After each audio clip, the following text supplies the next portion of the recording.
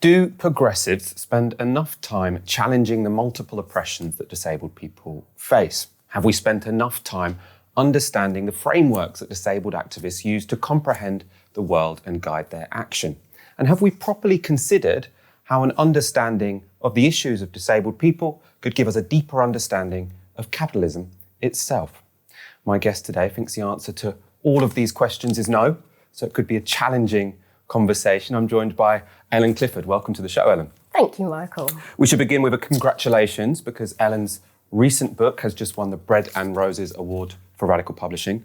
The War on Disabled People, Capitalism, Welfare and the Making of a Human Catastrophe is the book that most of our conversation today will be based upon. I want to start with the basics. What is disability and why should our audience become familiar with this concept of the social model of disability? So I think most of what most people think they know about disability is actually wrong. So for disabled people who are politicised and part of the disabled people's movement, for us disability is actually the oppression that people living with impairments or illnesses or differences experience. So it's an oppression that society imposes on top of the existing pain or distress that we might already live with. I think it's a mistake to think that what we call the social model of disability, which draws a difference between disability, which, as I've said, we see as oppression, and impairment and illness. It's a mistake to see the social model as denying pain and distress. I mean, that's a criticism that some people make. What it essentially is a tool for social change. Through the social model of disability, people with a wide variety of illnesses, impairments, it could be sensory, blindness, mental distress, learning difficulties, autism, etc. All of us can unite under that umbrella of being disabled and being oppressed by society. And through that, we can therefore collectivise and fight for social change. So the social model of disability is a very empowering concept. And I do think it's not a moral issue for me. I don't think that progressives who don't engage with the social model are bad people. We know that the ideas that are dominant in society at any one time are the ideas of the ruling class. They're there to divide the working class and keep us exploited and weak. The dominant idea of disability in society is one whereby we're seen as essentially burdens on society. We're objects of pity. Disability is then a matter of personal tragedy, whereas for politicised disabled people, disability is an intensely political issue, and it's also one for collective action. And I suppose the political element and where this might differ from people's previous or the more conventional understanding of disability is that one could be, on the conventional understanding, born disabled. If you were born disabled in Britain in 2010, that's similar to being born disabled in some other time and place, whereas on the social model, you could be born with an impairment, so you can be born not being able to see or hear or walk, but you only become disabled because of how a social structure makes those impairments hold you back in life. That's it? Is that it? That's very impressive, yes. I wasn't trying to show off. Let's talk about disability as personal tragedy, because something you talk about in your book is how the conventional way of talking about disability is to say, what a pity that these vulnerable people are like this. What we have to do is come forward with charitable attitudes and charitable policies and help them out. And you don't like that way of talking about disability. Could you explain why? That way of looking at disability really locates the problem of disability inside the individual, rather than looking at the socioeconomic structures which actually oppress people with impairments and illnesses. It's not inevitable that people with impairments and illnesses, and as I've said, there's a wide variety of those, it's not inevitable that we should be excluded from society. Under capitalism, with its rampant ideology of individualism, people believe that if you cannot survive on your own, you can't earn your own living, then it's inevitable you will be marginalised and excluded. From our position as disabled activists, what we're saying is this isn't inevitable at all. There can be different choices that are made. There can be different ways of organising society, ones that are built upon interdependence. and collectivity, through cooperation rather than competition. And we actually believe that that's a way that all humans can flourish. And is this a speculative thing or something that you can point to historical examples of? Are there people or impairments which make someone disabled in capitalist society which have not made people disabled in other times and places? Or even under capitalism itself, you can point to examples. So actually, I think people think of disability as something static because people link it to what is seen as bodily or mental deficits. But actually, like you say, being disabled, that the process of being excluded from society, that changes. Who is covered by that changes. So it's actually now much harder for disabled people to be in employment now that we've got a customer service sector in Britain, whereas when it was manual industry, it was actually easier, interestingly, for disabled people to be in employment. And the myth that was, that we had under Thatcher, after Thatcher, the idea that Thatcher tried to, fix the unemployment figures by putting people on in capacity, and then you had under John Major's government, under New Labour, there came about this myth, and I'm sure it is a myth, that there were large numbers of people who were on incapacity who could actually work. They were supposedly fit for work.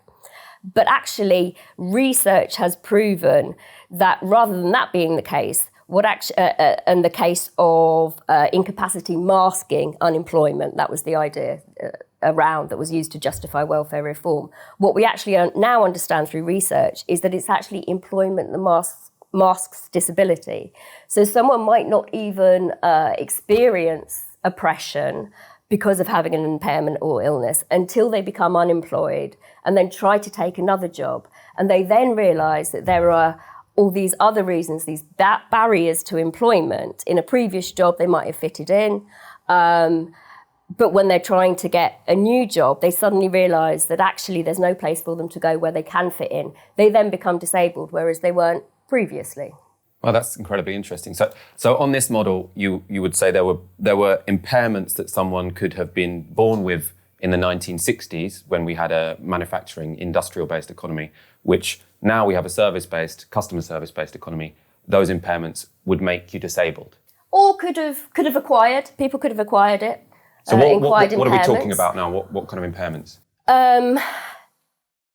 For me, I think one of the biggest reasons why it's harder now for people to be employed in the customer service sector, I think, is more around people who experience mental distress, who may be neurodivergent, may have learning difficulties, because the kind of customer service jobs require communication and social skills and can be very pressured in that regard. When you look at the figures for people who were in what was called the Employment and Support Allowance Work-Related Activity Group, the DWP, love all these long words because it makes it really difficult to do media sound bites about what's happening to welfare reform. So under welfare reform, there was this group of people, the ESA RAG group.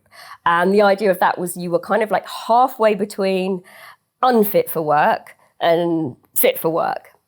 The biggest group within that was what they called mental and behavioural disorders.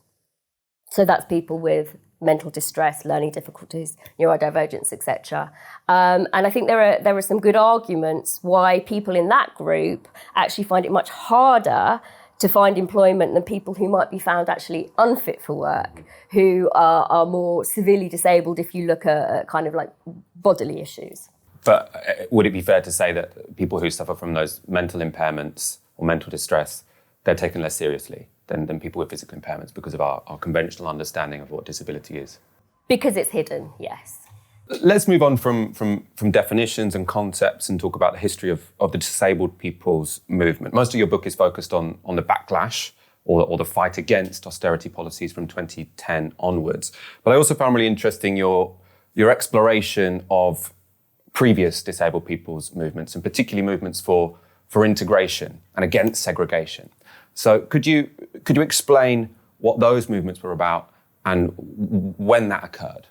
So the current disabled people's movement traces our origins back to what we call the independent living movement.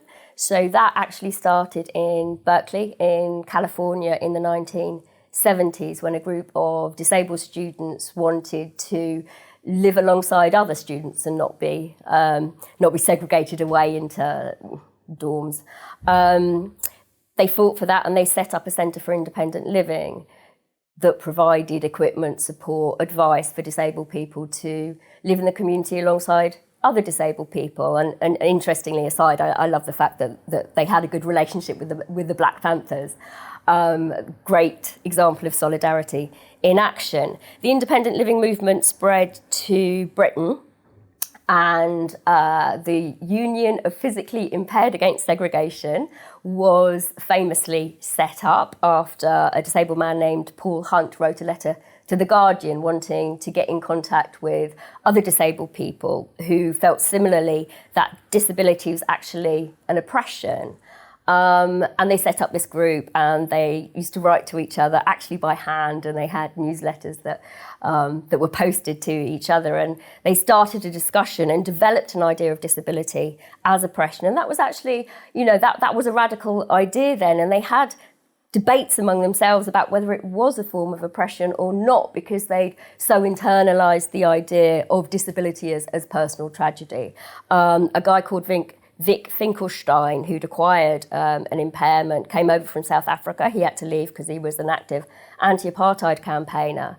And he drew parallels between the oppression that disabled people face and the oppression of Black people in South Africa. And he played a very important role in developing those ideas.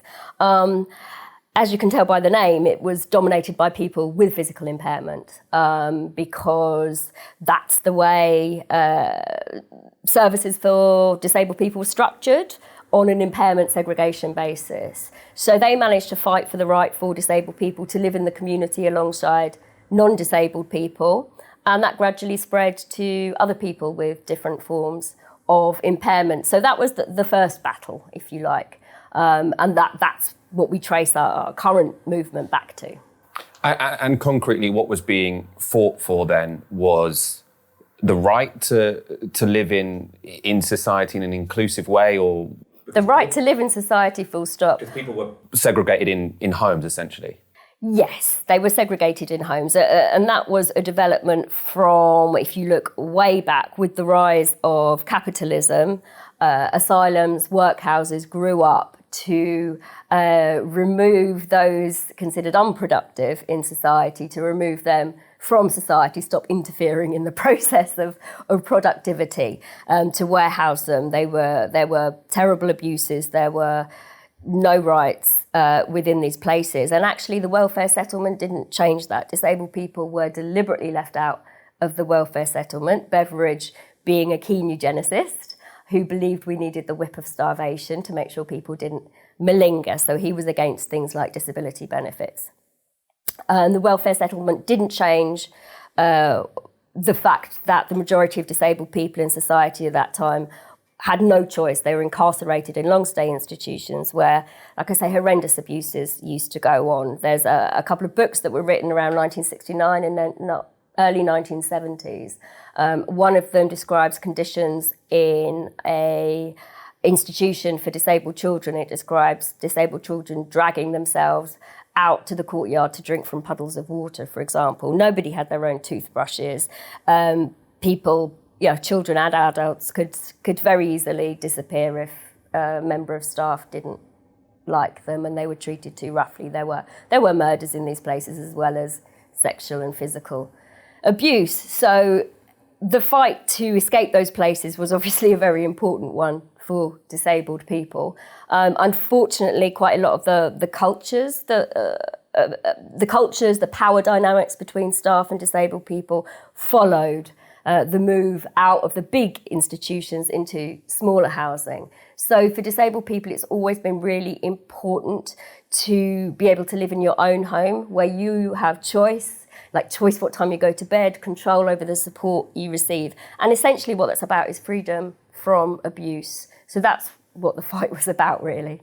But also just having the same chances in life as everyone else. for employment, to go to the same leisure activities as everyone else. And schools would come into this as well. So the movement against specialist schools to say, let's actually have SEN departments or special needs departments in conventional mainstream schools. Yeah. And so kids meet each other. Mainstream education is really important for life chances for disabled people, but also for society in general.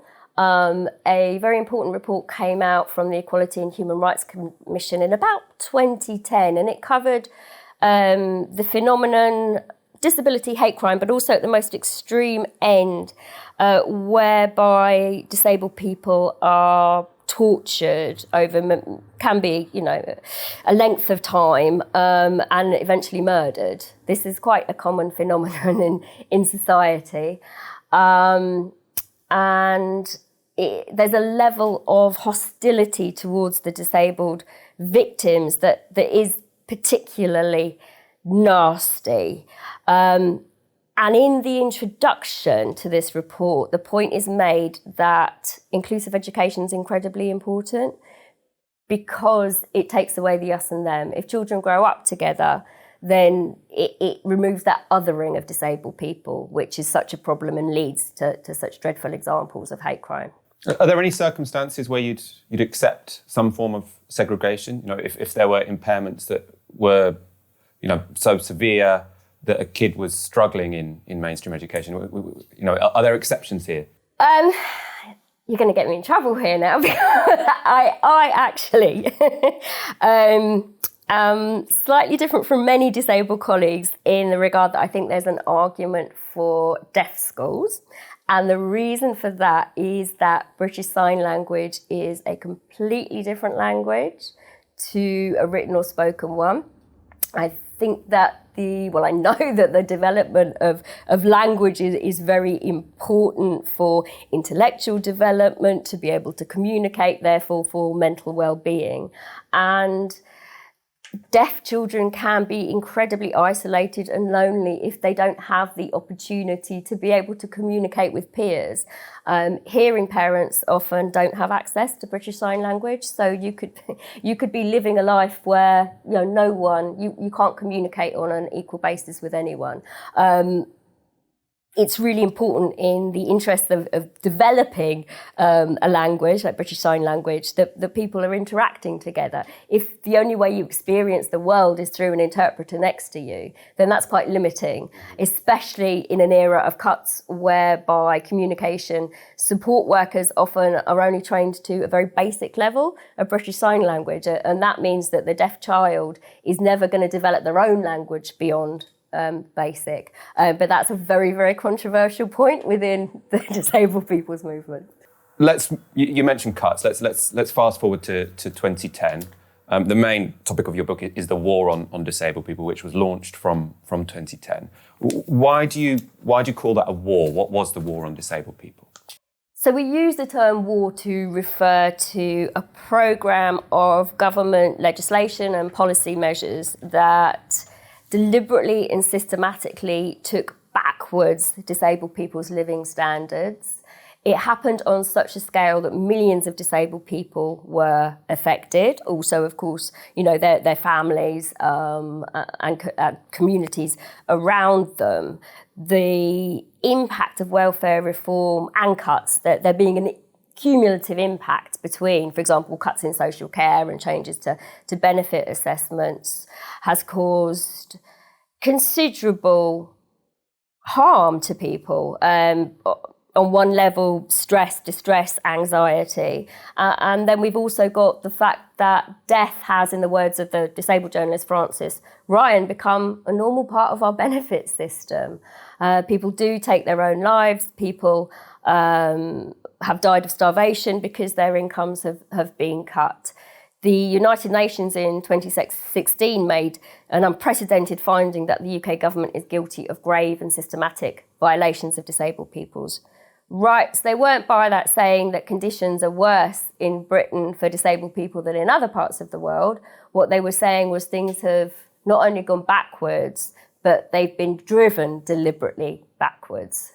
So that's what we describe as the war. But I think one of the points I make in the book that I think is important is to understand that while the particular governments and administrations that have been in power since 2016 did have a deliberate economic agenda, and they didn't care about the impacts on disabled people, but that by changing the government, you aren't necessarily I believe that under the socio-economic system we live under, there's always going to be a struggle for disabled people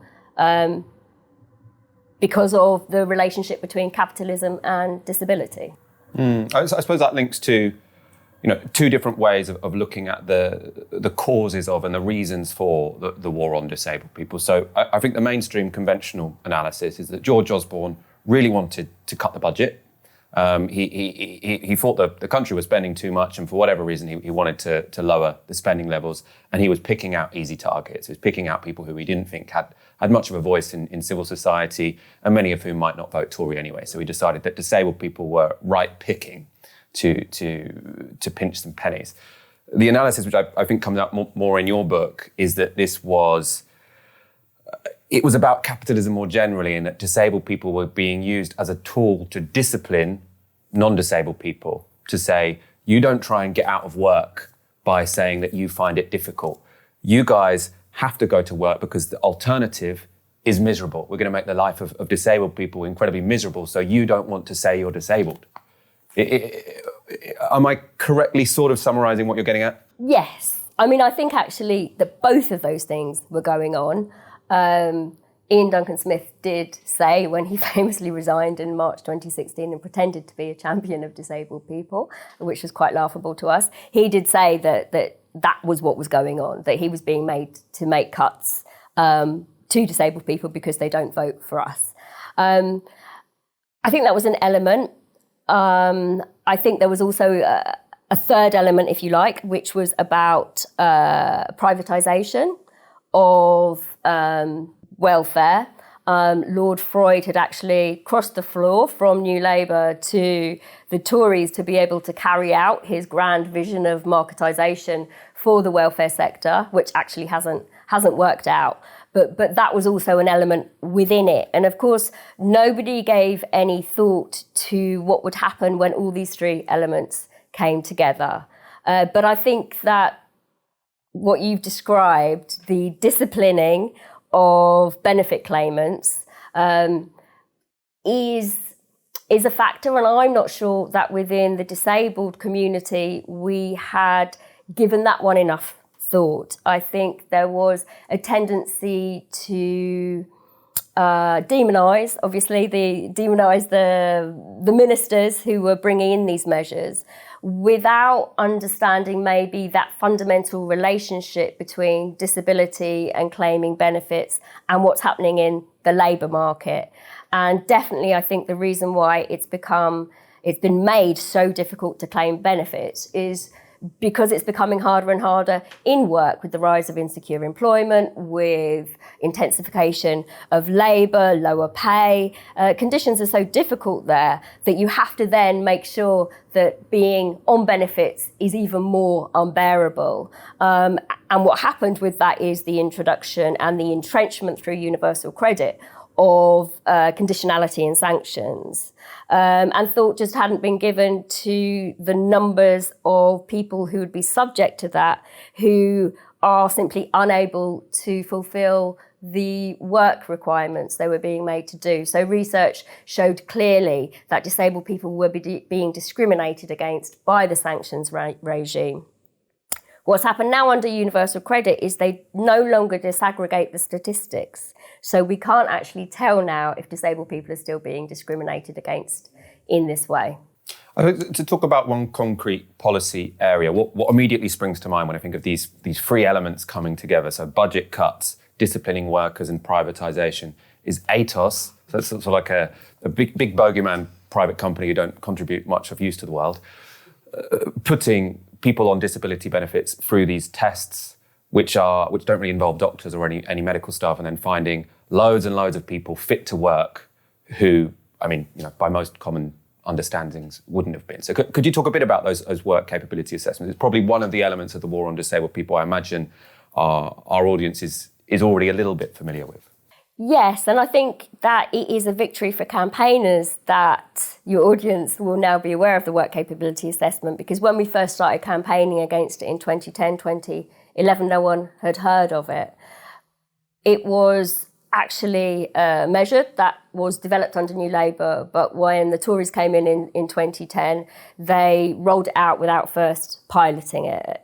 Already before May 2010, there was at least one case of someone who committed suicide as the result of a decision that was made from that assessment to take their benefits away. So very early on, we were seeing what the impact of this would be. So what happened was incapacity benefit was replaced by employment and support allowance. And to access employment and support allowance, you had to go through this new test called the work capability assessment, which, as you say, is not health professionals. Well, it is health professionals carrying it out. It's not specialist health professionals carrying it out. That was part of the deliberate design. It was also outsourced to private companies, and as you say, Atos was the first company to get the contract to deliver the work capability assessment.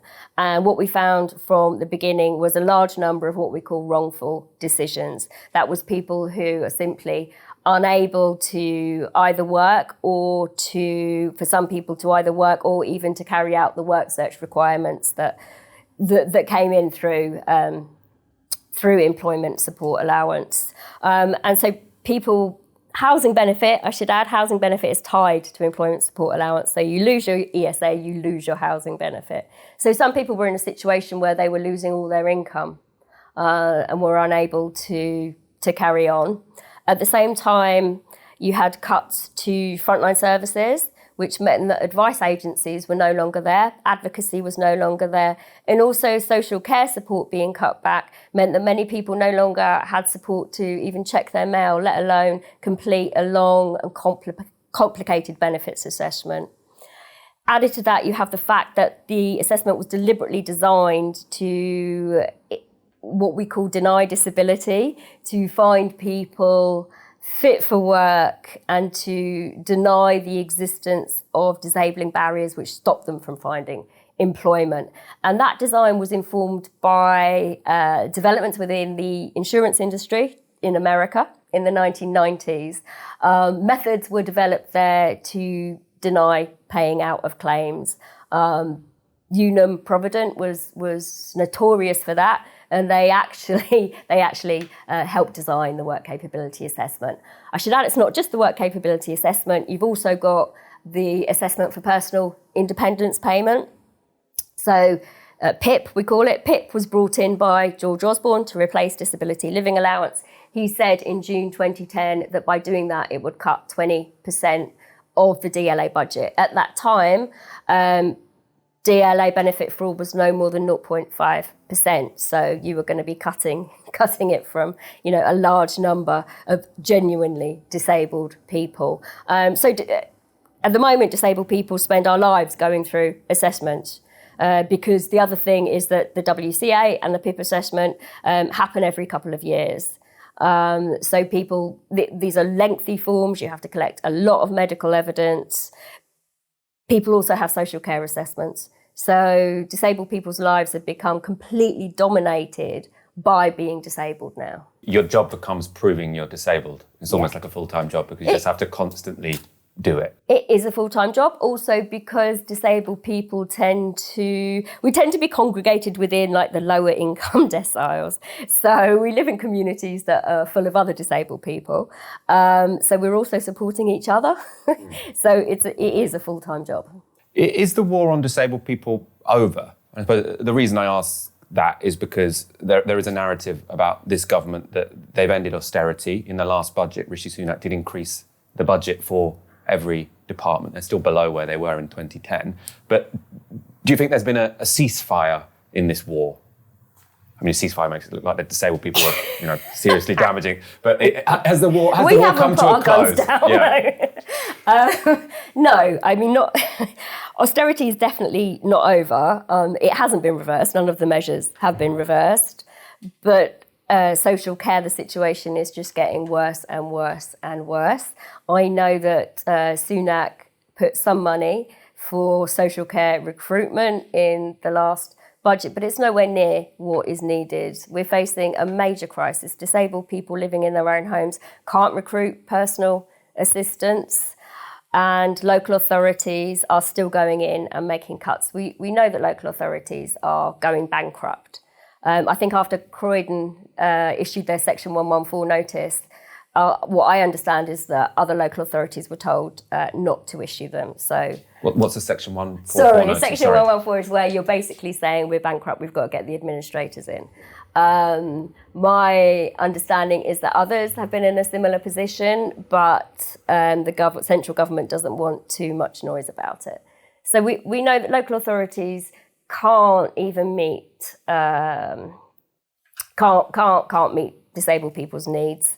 They say that they're still meeting their legal obligations, but we would definitely question how far that's true.